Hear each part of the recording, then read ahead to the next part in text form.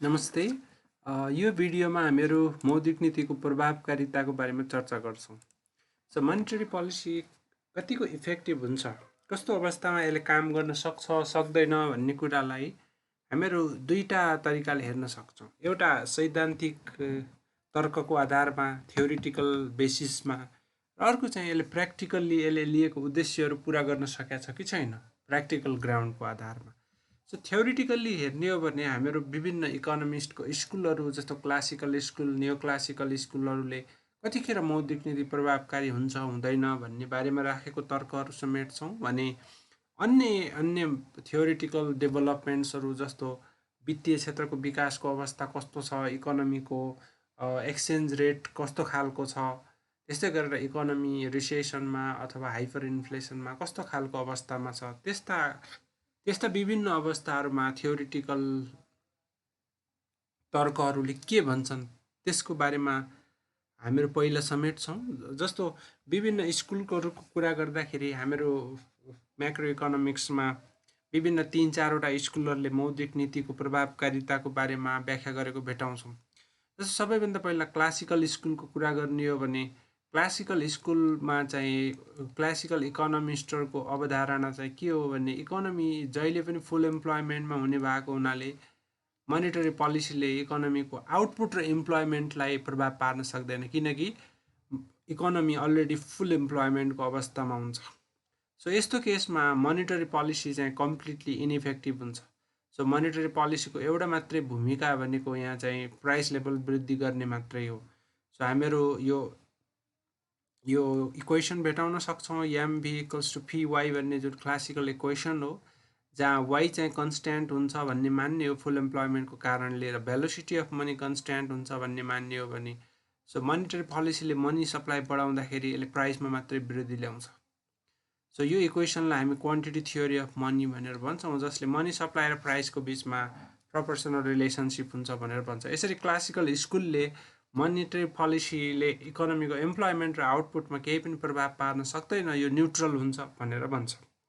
अब किनेसियन स्कुलको कुरा गर्ने हो भने किनेसियन स्कुलमा हामीहरू मोनेटरी पोलिसीको चाहिँ प्रभावकारी भूमिका भएको भेटाउँछौँ। किनेसियन स्कुललाई छोटोमा समराइज गर्ने हो भने किनेसियन स्कुलले मोनेटरी पोलिसीले इन्ट्रेस्ट रेटको बाटो भएर इकोनोमीमा आउटपुट र इम्प्लोइमेन्टमा प्रभाव पार्छ भन्ने कुरो गर्छ। जस्तो मनी सप्लाई वृद्धि गर्ने हो भने यसले चाहिँ ब्याज दर घटाउँछ, ब्याज दर घट्ने हो भने इकोनोमीमा इन्भेस्टमेन्ट डिमान्ड वृद्धि हुन्छ, इन्भेस्टमेन्ट डिमान्ड वृद्धि हुने हो भने टोटल डिमान्ड बढ्छ, टोटल डिमान्ड बढ्दाखेरि इकोनोमीको आउटपुट र इम्प्लोइमेन्ट वृद्धि हुन्छ।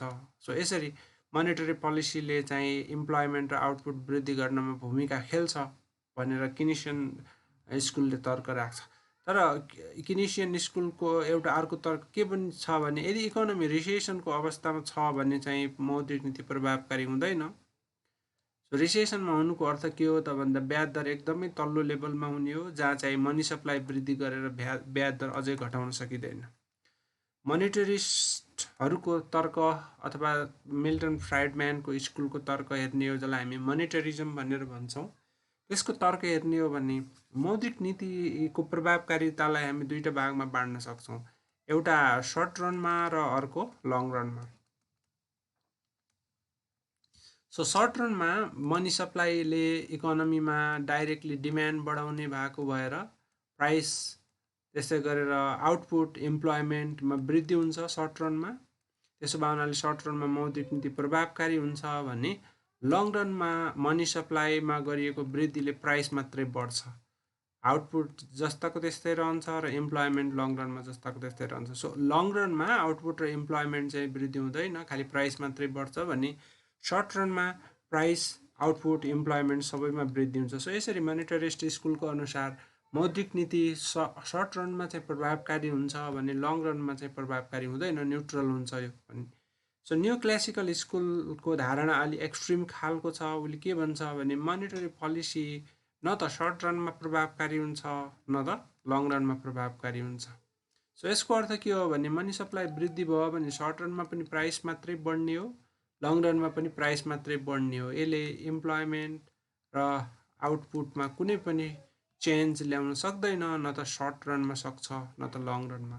सो यो स्कुलको कन्क्लुजन चाहिँ के छ भने मोनेटरी पोलिसी यदि यदि पब्लिकली एनाउन्स्ड गरियो भने त्यसको असर केही पनि रहँदैन। त्यसो भए हुनाले मोनेटरी पोलिसी जहिले पनि सरप्राइजको रूपमा इम्प्लिमेन्ट गरिनुपर्छ अनि मात्रै यसले काम गर्छ भन्ने तर्क चाहिँ यो स्कुलको छ। सो अब थ्योरिटिकल ब्याकग्राउन्डको कुरा गर्दाखेरि मौद्रिक नीतिको प्रभावकारितालाई मौद्रिक नीतिको उद्देश्य कतिवटा छन् त्यसले पनि प्रभाव पार्छ। जस्तो अघिल्लो भिडियोमा हामीले के चर्चा गऱ्यौँ भने मौद्रिक नीतिको एउटा मात्रै उद्देश्य छ भने त्यो अलिकति हासिल गर्न सजिलो हुन्छ। एउटाभन्दा बढी उद्देश्य छ भने कन्फ्लिक्ट देखा पर्छ। त्यसो भएको हुनाले दुईटै उद्देश्य सँगसँगै हासिल गर्न सकिँदैन।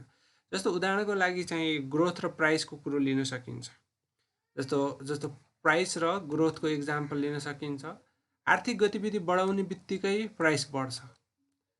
सो आर्थिक वृद्धिको उद्देश्य हासिल गर्ने हो भने हामीले इन्फ्लेसनको उद्देश्यलाई सेक्रिफाइस गर्नुपर्छ। सो यसरी एउटाभन्दा बढी उद्देश्य हुने बित्तिकै उद्देश्यहरूको बिचमा कन्फ्लिक्ट देखा पर्छ र थ्योरिटिकल्ली नै त्यो दुईटै उद्देश्यहरू एकैसाथ पुरा नहुने खालको स्थिति देखा पर्छ र मौद्रिक नीति कम प्रभावकारी भएको जस्तो देखिन्छ।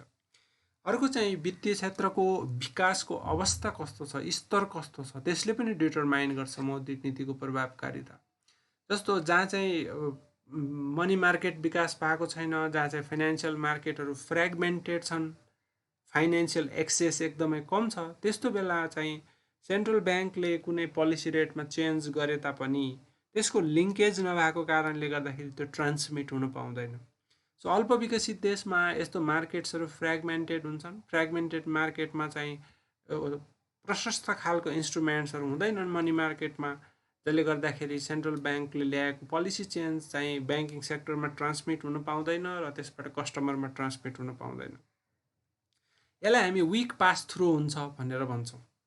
जस्तो नेपालको केसमा पनि हेर्ने हो भने हामीहरूको सर्ट टर्म इन्ट्रेस्ट रेट र लङ टर्म इन्ट्रेस्ट रेटको बिचमा खासै त्यति तालमेल हुँदैन।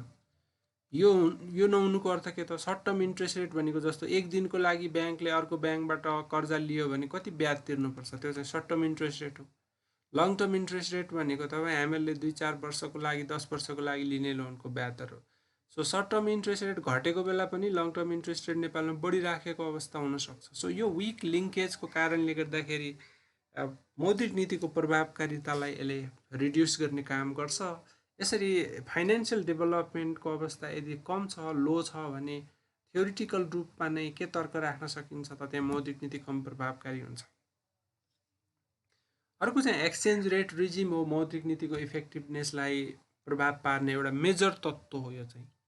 सो एक्सचेन्ज रेट रिजिममा मौद्रिक नीति कतिको प्रभावकारी हुन्छ भन्ने कुरा चाहिँ यो मन्डेल फ्लेमिङले व्याख्या गरेको हुनाले यसको नामै हामी मन्डेल फ्लेमिङ मोडल भनेर भन्छौँ। यो मोडलले के तर्क राख्छ त भन्दा यदि इकोनोमीमा फिक्स एक्सचेन्ज रेट रिजिम छ भने त्यो रिजिममा अथवा स्थिर विनिमय दर प्रणाली छ भने त्यहाँ मौद्रिक नीति त्यति धेरै प्रभावकारी हुँदैन।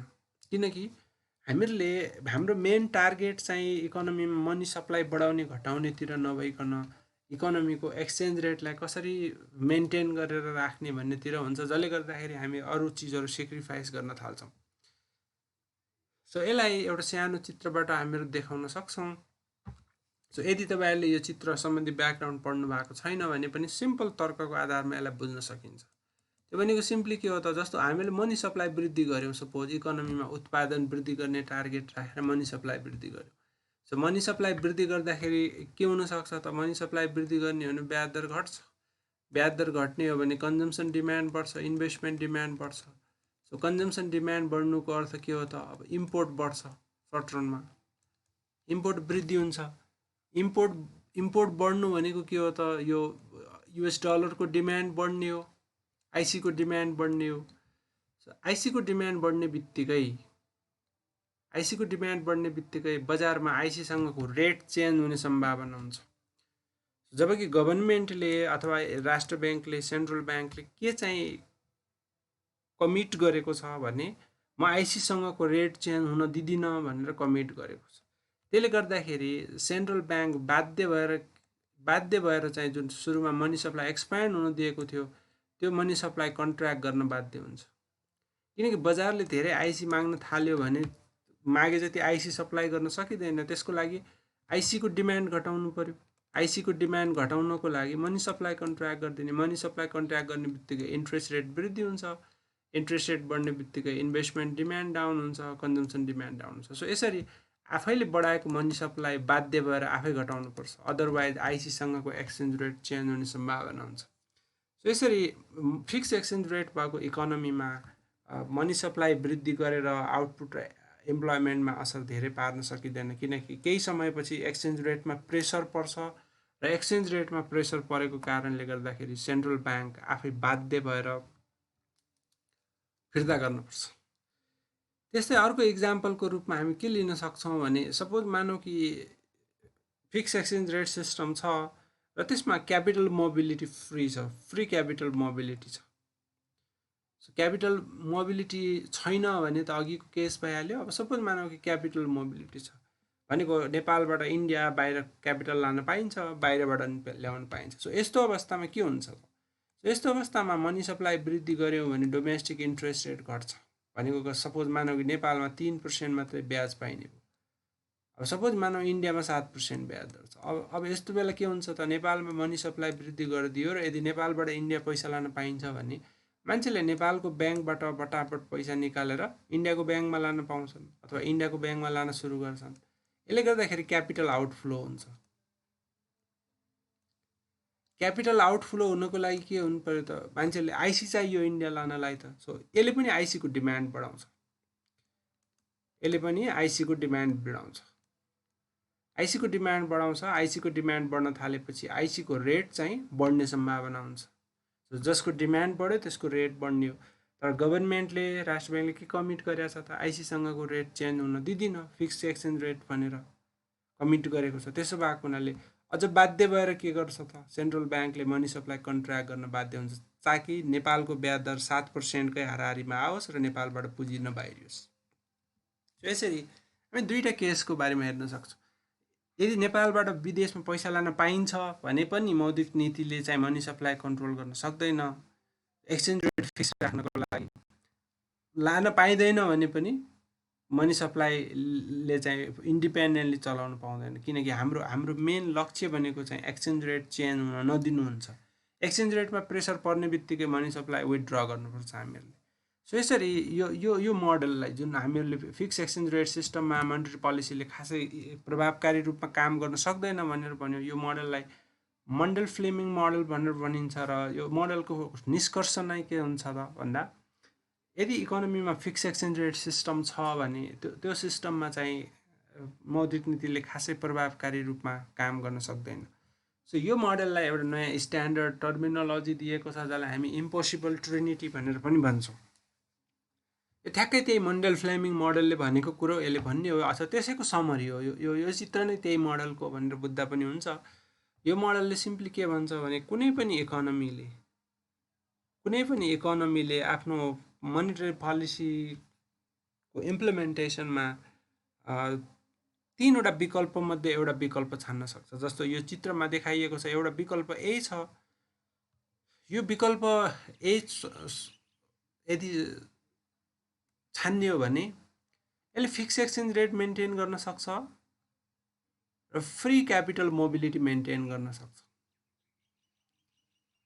So fix exchange rate maintain गर्न सक्छ र फ्री क्यापिटल मोबिलिटी भनेको एक्सचेन्ज रेट फिक्स राख्न सक्छ, क्यापिटल नेपालबाट इन्डिया लान पाइने, इन्डियाबाट नेपाल ल्याउन पाइने बनाउन सक्छ। सो तर यस्तो बेलामा चाहिँ इकोनोमीमा मोनेटरी पोलिसी पुरै कन्ट्रोल बाहिर जान्छ, मोनेटरी अटोनोमी शून्य हुन्छ, मनी सप्लाई कन्ट्रोल गर्न सकिँदैन। अर्को अप्सन बी अप्सन छ। बी अप्सन चाहिँ अब ल ठिक छ, म क्यापिटल एकाउन्ट पनि ओपन गर्छु। बी अप्सनले के भन्छ त, ल ठिक छ, म नेपालबाट इन्डिया लैजान पनि दिन्छु, ल्याउन पनि दिन्छु भन्छ, र म मनी सप्लाई कन्ट्रोल पनि गर्छु भन्छ भने फिक्स एक्सचेन्ज रेट राख्न पाइँदैन। सो एक्सचेन्ज रेट फिक्स राख्न पाइएन त्यतिखेर। सो एक्सचेन्ज रेट पनि फिक्स राख्ने, त्यसपछि क्यापिटल पनि लान दिन्छु, ल्याउन दिन्छु भन्ने, र मनी सप्लाई पनि कन्ट्रोल गर्छु भन्ने, त्यो तीनवटा चिज एकैचोटि हुन सक्दैन। त्यस्तै विकल्प सीमा चाहिँ के हुनसक्छ त, फिक्स एक्सचेन्ज रेट छ अनि मोनेटरी अटोनोमी छ, अर्थात् मनी सप्लाई कन्ट्रोल गर्न सक्ने अवस्था छ, त्यस्तो गर्न सक्छु भनेर भन्छ भने त्यतिखेर क्यापिटलमा रेस्ट्रिक्सन लाउनुपर्छ। सो अब नेपालको अवस्था चाहिँ यो विकल्प सी हो, जहाँ नेपालमा फिक्स एक्सचेन्ज रेट सिस्टम छ र सेन्ट्रल ब्याङ्कले मनी सप्लाईलाई अलि थोर बहुत कन्ट्रोल गर्न पनि खोज्छ र क्यापिटल मोबिलिटी छैन, फ्री रूपमा छैन, भनेको पर्फेक्ट क्यापिटल मोबिलिटी छैन, क्यापिटल मोबिलिटीमा रेस्ट्रिक्सन राखेको छ। यसरी फिक्स एक्सचेन्ज रेट सिस्टम हुने बित्तिकै हामीहरूसँग धेरै विकल्प हुँदैन। फिक्स एक्सचेन्ज रेट सिस्टममा मौद्रिक नीतिले राम्रोसँग काम गर्न सक्दैन, प्रभावकारी रूपमा काम गर्न सक्दैन, किनकि एक्सचेन्ज रेट फिक्स छान्ने बित्तिकै हामीहरूले हाम्रो मेन ध्यान चाहिँ एक्सचेन्ज रेट चेन्ज नहोस् भन्नेमा हुनुपर्छ। त्यसको लागि हामीहरूले मौद्रिक नीति इन्डिपेन्डेन्टली चलाउन पाउँदैनौँ। सो मौद्रिक नीतिको प्रभावकारितालाई मेजर गर्ने एउटा अर्को थ्योरिटिकल बेसिस चाहिँ के हो भने इकोनोमी कुन अवस्थामा छ त्यसले चाहिँ मौद्रिक नीतिको प्रभावकारितालाई डिटरमाइन गर्छ। सो हामीहरू यहाँ 3वटा केस उल्लेख गर्न सक्छौँ। जस्तो इकोनोमी रिसेसनमा छ भने मौद्रिक नीतिले काम गर्दैन। सो त्यसलाई हामीहरू किनेसियन इकोनोमिक्सको भाषामा लिक्विडिटी ट्र्याप भनेर भन्छौँ। सो यो चित्रले चाहिँ थोर बहुत देखाउँछ त्यस्तो। यदि तपाईँहरूले यो चित्र पढ्नु भएको छैन, यसको जानकारी छैन भने यसलाई छोटोमा कसरी समराइज गर्न सकिन्छ त, यदि इकोनोमी रिसेसनको अवस्थामा छ भने ब्याज दर एकदमै लोएस्ट लेभलमा हुन्छ, जुन यहाँ देखाइएको छ ब्याज दर एकदमै लोएस्ट लेभलमा हुन्छ। सो लोएस्ट लेभलमा भएको ब्याज दरलाई थप घटाउन सकिँदैन। थप घटाउन नसक्नुको अर्थ के हो त, मनी सप्लाई वृद्धि गरेर ब्याज दर घटाउने र इन्भेस्टमेन्ट बढाउने भन्ने च्यानलले यतिखेर काम गर्दैन। यसरी इकोनोमी रिसेसनको अवस्थामा छ भने मोनेटरी पोलिसीको इफेक्टिभनेस एकदमै कम हुन्छ। र अर्को चाहिँ नर्मल टाइममा चाहिँ मोनेटरी पोलिसीको इफेक्टिभनेस हुन्छ हुन चाहिँ नर्मल टाइममा, तर इफेक्टिभनेस कति हुने भन्ने कुरा चाहिँ अब इकोनोमीको विभिन्न बिहेभियरमा डिपेन्ड गर्छ। र अर्को चाहिँ हामीहरू फुल्ली इम्प्लोइड इकोनोमीमा मोनेटरी पोलिसीको प्रभावकारिता कतिको हुन्छ भनेर हेर्छौँ। सो इकोनोमी फुल्ली इम्प्लोइड छ भने यस्तो केसमा मोनेटरी पोलिसीले इकोनोमीमा काम गर्न सक्छ। सो रिसेसनको बेला चाहिँ काम गरेन, तर फुल्ली इम्प्लोइड इकोनोमी अथवा इकोनोमी चाहिँ बुम पिरियडमा छ भने त्यस्तो बेला चाहिँ मोनेटरी पोलिसीले काम गर्न सक्छ। सो यो चित्रले पनि ठ्याक्कै त्यही देखाउँछ। यदि इकोनोमी रिसेसनको अवस्थामा छ भने आउटपुटमा केही पनि चेन्ज ल्याउन सकिँदैन, जिरो चेन्ज। यदि नर्मल अवस्थामा छ भने त्यतिखेर चेन्ज त आउँछ तर धेरै आउँदैन। इकोनोमी फुल्ली इम्प्लोइड अवस्थामा छ भने चाहिँ मोनेटरी पोलिसीले आउटपुटमा इन्कममा धेरै ठुलो परिवर्तन ल्याउन सक्छ। यसरी यसलाई समराइज गर्दाखेरि हामीहरू कसरी सम्झिन सक्छौँ त, रिसेसनको बेला मोनेटरी पोलिसी प्रभावकारी हुँदैन, नर्मल टाइममा प्रभावकारी हुन्छ भने इकोनोमी बुम पिरियडमा भएको बेला वा इकोनोमी फुल्ली इम्प्लोइड पिरियडमा भएको बेला यतिखेर मोनेटरी पोलिसी अलि बढी प्रभावकारी हुन्छ। त्यस्तै गरेर मोनेटरी पोलिसीको इफेक्टिभनेसलाई इकोनोमीमा इन्भेस्टमेन्ट ब्याज दरसँग कति सेन्सिटिभ छ त्यसमा डिपेन्ड गर्छ। अब यो भनेको के हो भने जस्तो सजिलोको लागि हामीहरू यसलाई यसरी बुझ्न सक्छौँ। सो यो एउटा इकोनोमी, यो ए भन्ने इकोनोमी छ, यो बी भन्ने इकोनोमी छ। ए भन्ने इकोनोमीमा ब्याज दरसँग इन्भेस्टमेन्ट खासै सेन्सिटिभ छैन। अर्थात् सेन्सिटिभ छैन भन्नुको अर्थ के हो त, ब्याज दर घटे तापनि, जस्तो ब्याज दर 10% भएको बेला इकोनोमीमा 200 अर्ब लगानी हुन्छ। 10बाट 5%मा इन्ट्रेस्ट रेट झार्ने हो भने पनि इकोनोमीमा लगानी खासै बढ्दैन, 205 अर्ब मात्रै हुन्छ। सो यो इकोनोमी चाहिँ अलिकता ब्याज दरसँग इन्भेस्टमेन्ट सेन्सिटिभ भएको इकोनोमी छ। सो यहाँ पनि सुरुमा ब्याज दर 10% छ, इकोनोमीमा लगानी चाहिँ 200 अर्ब छ, तर ब्याज दर 10%बाट 5%मा पुर्याइदिने हो भने यो इकोनोमीमा लगानी वृद्धि भएर 500 अर्ब पुग्छ। सो जहाँ चाहिँ इन्भेस्टमेन्ट बढी सेन्सिटिभ हुन्छ अथवा ब्याज दर घट्ने बित्तिकै इन्भेस्टमेन्टमा धेरै ठुलो वृद्धि हुने खालको इकोनोमी छ, त्यस्तो खालको मार्केट छ भने मोनेटरी पोलिसीले घटाउने भनेको ब्याज दर हो। ब्याज दर घटाउने बित्तिकै इन्भेस्टमेन्ट धेरैले वृद्धि हुन्छ। धेरैले वृद्धि हुनुको अर्थ के त, एग्रिगेट डिमान्ड धेरैले बढ्छ, आउटपुट धेरैले बढ्छ। यहाँ चाहिँ एग्रिगेट डिमान्ड बढ्न त बढ्छ तर थोरै एमाउन्टले मात्रै बढ्छ, र आउटपुट बढ्न त बढ्छ थोरै एमाउन्टले बढ्छ। त्यसो भए हुनाले एउटा निष्कर्ष हामी के दिन सक्छौँ त, जुन इकोनोमीमा ब्याज दर घट्ने बित्तिकै इन्भेस्टमेन्टमा बढी वृद्धि आउँछ वा इन्भेस्टमेन्ट ब्याज दरसँग बढी सेन्सिटिभ छ अथवा इन्भेस्टमेन्टको इलास्टिसिटी बढी छ, त्यस्तो इकोनोमीमा मौद्रिक नीतिले अझै प्रभावकारी काम गर्न सक्छ, अझै बढी उत्पादन र रोजगारी वृद्धि गर्न सक्छ। र अर्को थ्योरिटिकल आधार चाहिँ मौद्रिक नीति कतिखेर प्रभावकारी हुन्छ त भन्दा यदि फिस्कल पोलिसीसँग कोअर्डिनेटेड रूपमा इम्प्लिमेन्ट भएको छ भने बढी प्रभावकारी हुन्छ। यसलाई हामी एउटा चित्रबाट देखाउन सक्छौँ। जस्तो यो चित्रमा मौद्रिक नीतिलाई चाहिँ यो एलएम कर्भ भन्नेले देखाउँछ, एलएम कर्भले, र वित्त नीतिलाई गभर्मेन्टको पोलिसीलाई चाहिँ आइएस कर्भले देखाउँछ। यता आउटपुट र यता ब्याज दर राखेको छ। सो सुरुमा इकोनोमीमा ब्याज दर चाहिँ सपोज मानौँ 10% छ र इकोनोमीमा आउटपुट 200 छ। अब मोनिटरी पोलिसी इम्प्लिमेन्ट गरियो।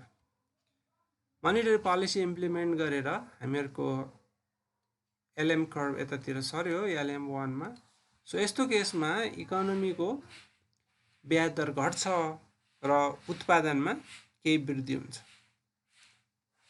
210 भयो सपोज, र ब्याज दर घटेर 9%। तर सपोज मानौँ कि अब फिस्कल पोलिसीसँग कोअर्डिनेसन भएन। सपोज मानौँ कि यस्तो बेला सरकार र सेन्ट्रल ब्याङ्कको कोअर्डिनेसन भएन। सरकारले चाहिँ के गरिदियो त, सरकारले सार्वजनिक खर्च वृद्धि नगरिकन सार्वजनिक खर्च घटाइदियो। सपोज मानौँ कि सार्वजनिक खर्च घटाइदियो र सार्वजनिक खर्च घटाउने बित्तिकै यो आइएस कर्भ चाहिँ अघि मनी सप्लाई बढाएको हुनाले यसलाई दायाँतिर सार्यौँ। अब सरकारी खर्च घटेको हुनाले यसलाई बायाँतिर सार्नु पर्यो। सपोज सरकारी खर्च घटाइदियो, सो सेन्ट्रल ब्याङ्कले चाहिँ उत्पादन वृद्धि गर्ने, रोजगारी वृद्धि गर्ने भनेर मनी सप्लाई वृद्धि गर्यो, र सरकारले सपोज चाहिँ ठिक्क त्यसको उल्टो काम गरिदियो भने अब इकोनोमी चाहिँ सुरुमा ए बिन्दुमा थियो, मौद्रिक नीतिले मात्रै काम गरेको भए बी बिन्दुमा जान्थ्यो। तर सरकारले उल्टो काम गरिदियो, सरकारी खर्च घटाइदिएको कारणले गर्दाखेरि सी बिन्दुमा आयो। सो यस्तो केसमा के हुन्छ त, उत्पादनमा केही पनि वृद्धि हुँदैन, उत्पादन फेरि फर्केर 200 मै आइपुग्छ। भनेको के हो भने मौद्रिक नीतिले प्रपरली काम गर्नको लागि फिस्कल पोलिसीले त्यसको साथ दिनुपर्छ र फिस्कल पोलिसीले पनि राम्रो काम गर्नलाई मौद्रिक नीतिले साथ दिनुपर्छ। सो थ्योरिटिकल्ली हामी के भन्न सक्छौँ त, जुन केसमा फिस्कल पोलिसी र मोनिटरी पोलिसीको बिचमा कोअर्डिनेसन छ, दुईटैले एक्सपेन्सनरी बाटो लिन्छन्, एउटाले एक्सपेन्सनरी बाटो लिएको बेला अर्कोले सपोर्ट गर्छ, सो त्यस्तो केसमा चाहिँ पोलिसी बढी प्रभावकारी हुन्छ। अब यो त थ्योरिटिकल आधार भयो। प्र्याक्टिकल्ली हेर्दाखेरि मौद्रिक नीति प्रभावकारी कतिखेर हुन्छ भन्ने कुरा हाम्रो मौद्रिक नीतिको उद्देश्य के छ त्यसमा डिपेन्ड गर्छ, त्यसको आधारमा विश्लेषण गर्छौँ। जस्तो नेपालको केसमा मौद्रिक नीतिको उद्देश्य भनेको मूल्यमा उतार चढाव हुन नदिने हो, सबैभन्दा महत्त्वपूर्ण उद्देश्य। इकोनोमीको एक्सटर्नल सेक्टरलाई बलियो बनाएर राख्ने हो, यो भनेको व्यापार घाटा धेरै वृद्धि हुन नदिने, ब्यालेन्स अफ पेमेन्टमा धेरै घाटा हुन नदिने, करेन्ट एकाउन्ट ब्यालेन्स धेरै घाटामा जान नदिने हो, फाइनेन्सियल एक्सेस वृद्धि गर्ने, वित्तीय क्षेत्रमा कुनै सङ्कट आउन नदिने, आर्थिक वृद्धिलाई चाहिँ प्रमोट गर्ने र पेमेन्ट सिस्टमलाई मोडर्नाइज गर्ने भन्ने नेपालको मौद्रिक नीतिको 5वटा अब्जेक्टिभ्सहरू हो। सो यो अब्जेक्टिभ्स पुरा गर्न सकेका छ कि छैन त, त्यसको आधारमा मौद्रिक नीति प्रभावकारी छ कि छैन भनेर प्र्याक्टिकल्ली हेर्न सक्छौँ। जस्तो हामीले विगत 5-7 वर्षको डेटा हेऱ्यौँ भने के हुन्छ त, मौद्रिक नीतिले जुन टार्गेट राखेको थियो त्यो टार्गेटभन्दा इन्फ्लेसन चाहिँ धेरै वर्ष कम छ। जस्तो हामी यो चाहिँ 6 वर्षको डेटामा हामी देख्न सक्छौँ। 6 वर्षको डेटामा 2 वर्ष मात्रै टार्गेटभन्दा बढी भएको छ। एउटा 2015-16 मा 8.5% इन्फ्लेसन टार्गेट गरेकोमा 9.9 भएको छ, र अर्को चाहिँ यो लास्ट फिस्कल इयरमा 6% इन्फ्लेसन टार्गेट राखेकोमा 6.15 भएको छ। यो 2 वर्ष बाहेक अन्य वर्षमा चाहिँ इन्फ्लेसन सेन्ट्रल ब्याङ्कको टार्गेटभन्दा तल छ। यसको अर्थ के हो भने इन्फ्लेसन कन्ट्रोल गर्नमा मोनिटरी पोलिसी प्रभावकारी भएको छ। तर कतिपय केसमा इन्फ्लेसन चाहिँ विभिन्न सप्लाई साइड इस्युबाट आउँछ जुन सेन्ट्रल ब्याङ्कको कन्ट्रोलमा हुँदैन। जस्तो बन्द हडतालले गर्दाखेरि मूल्य वृद्धि हुने, इलेक्ट्रिसिटी नपाएको कारणले गर्दाखेरि मूल्य वृद्धि हुने, नाकाबन्दी भएर मूल्य वृद्धि हुने, सो त्यस्तो चिजहरू चाहिँ सेन्ट्रल ब्याङ्कले मोनिटरी पोलिसी कन्ट्रोल गर्न सक्दैन।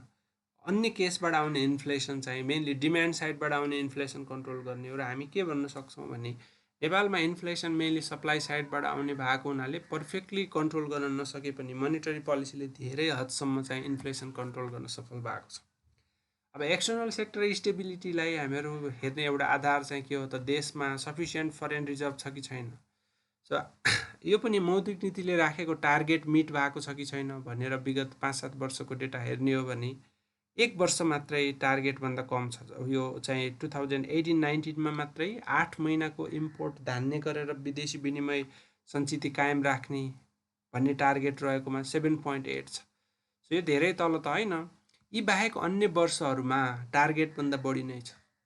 सो 2019 त 7 महिनाको लागि चाहिने फरेक्स रिजर्भ मेन्टेन गर्ने टार्गेट रहेकोमा यो 12.7 मन्थ्सको लागि छ।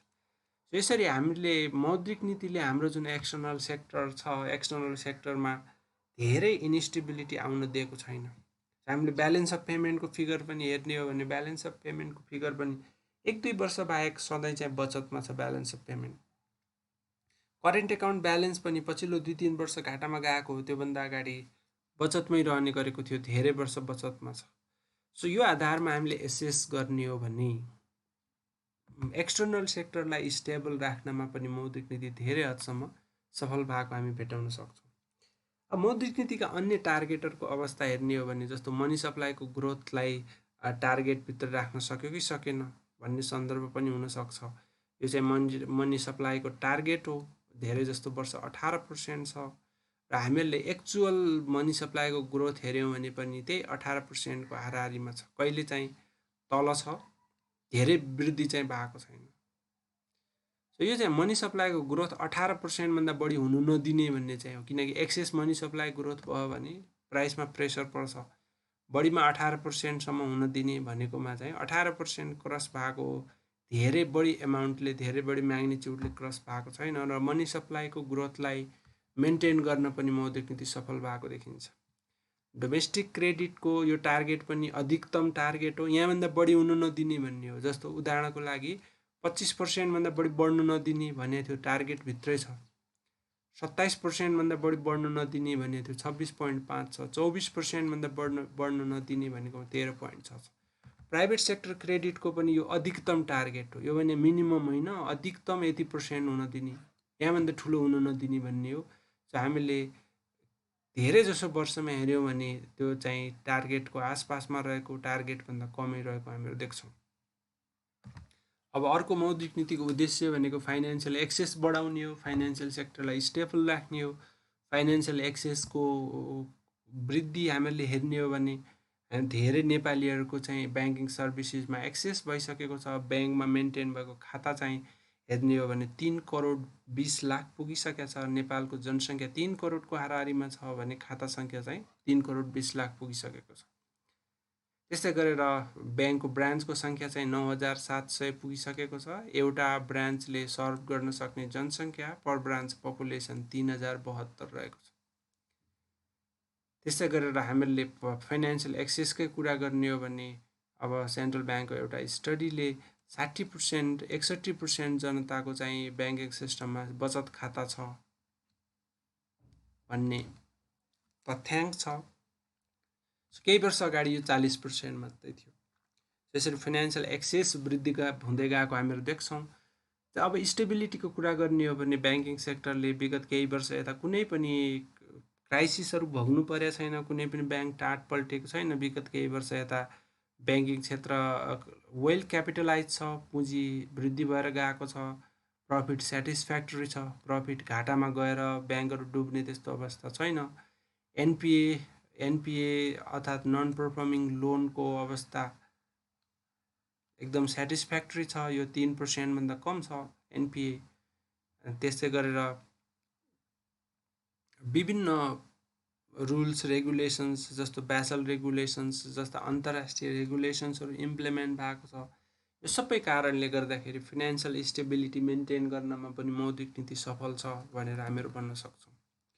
इकोनोमिक ग्रोथलाई सपोर्ट गर्नको लागि मौद्रिक नीतिले सफिसियन्ट लिक्विडिटी मेन्टेन गर्न सकेछ कि छैन भन्ने कुरा हामीले हेऱ्यौँ भने लिक्विडिटीको अभाव विगत केही वर्ष यता भएको छैन, बरु एक्सेस लिक्विडिटीको अवस्था चाहिँ छ। आर्थिक वृद्धिको कुरा हेर्ने हो भने हामीले 2016देखि 19को अवधिमा 7.3% आर्थिक वृद्धि भएको देख्छौँ। अब 2020मा मात्रै कोभिडको कारणले गर्दाखेरि आर्थिक वृद्धि दर 2.28%मा सीमित भएको, अदरवाइज यो 6-7% को हाराहारीमा हुन्थ्यो। सो यसरी मौद्रिक नीतिले सफिसियन्ट लिक्विडिटी प्रोभाइड गर्न सफल भएको छ विगत केही वर्ष यता। भने आर्थिक वृद्धिको लागि चाहिने प्राइभेट सेक्टर क्रेडिटको ग्रोथ चाहिने जति क्रेडिट चाहिँ अवेल गराउन सफल भएको छ। त्यस्तै पेमेन्ट सिस्टमको उद्देश्य पुरा भएको छ कि छैन, पेमेन्ट सिस्टमलाई मोडर्नाइज गर्ने उद्देश्य पुरा भएको छ कि छैन भनेर हेर्ने हो भने हामीले विगत केही वर्ष यता पेमेन्ट सिस्टममा धेरै ठुलो सुधार भएको छ। पेमेन्ट सिस्टम मोडर्नाइजेसनमा हामीले अहिले नेपालमा विभिन्न पिएसपी र पिएसओ जस्तो देख्छौँ, जस्तो ई सेवा ग्लोबल आइएमई पे भन्ने सर्भिस छ, ई सेवा भन्ने सर्भिस छ, फोन पे भन्ने सर्भिस छ। तिनीहरू चाहिँ पेमेन्ट सर्भिस प्रोभाइडरहरू, त्यस्ता थुप्रो संस्थाहरू आएका छन्। विभिन्न डिजिटल वालेटहरू आएका छन्। त्यस्तै गरेर पेमेन्ट सिस्टम अपरेटरहरू स्थापना भएको छ। Real time gross settlement system, जसले चाहिँ इलेक्ट्रोनिकल्ली ठुल्ठुलो कारोबारहरू गर्छ, त्यस्तो सिस्टम चाहिँ स्थापना भइसकेको छ। इलेक्ट्रोनिक चेक क्लियरिङ छ, फिजिकल चेक क्लियरिङ गर्नु पर्दैन। केही वर्ष अगाडिसम्म त्यस्तो अवस्था थियो। अब इभन विदेशबाट रेमिटेन्स पनि अब मोबाइल वालेटमा ल्याउनु पाइने इलेक्ट्रोनिकल्ली भन्ने व्यवस्था भएको छ। QR code, mobile banking, internet ब्याङ्किङको युज चाहिँ वृद्धि हुँदै गएको छ। सो यी सबैले के कुरा देखाउँछ भने पेमेन्ट सिस्टमलाई मोडर्नाइज गर्ने, पेमेन्ट सिस्टमलाई सिक्योर बनाउने कुरामा पनि मौद्रिक नीति धेरै हदसम्म सफल छ। सो यसरी प्र्याक्टिकल्ली हामीले हेर्ने हो भने मोनेटरी पोलिसी नेपालको केसमा सफल छ कि छैन भन्ने प्रश्न को उत्तर दिनु पर्यो भने हामीले के भन्न सक्छौँ त भन्दा धेरै हदसम्म चाहिँ मोनेटरी पोलिसी प्रभावकारी भएको छ। यसले धेरै वर्षमा इन्फ्लेसनलाई कन्ट्रोल गरेछ। अब इन्फ्लेसन केही चाहिँ सप्लाई साइडबाट आउने भएको हुनाले त्यो इन्फ्लेसन यसले कन्ट्रोल गर्न सक्दैन। आफूले गर्न सक्ने डिमान्ड साइडको इन्फ्लेसन कन्ट्रोल गर्नमा यो सफल छ।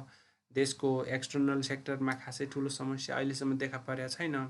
आर्थिक वृद्धि दर विगतका वर्षहरूमा उच्च थियो। यसको लागि चाहिने लिक्विडिटी र क्रेडिट उपलब्ध गराउनमा मौद्रिक नीति सफल रह्यो।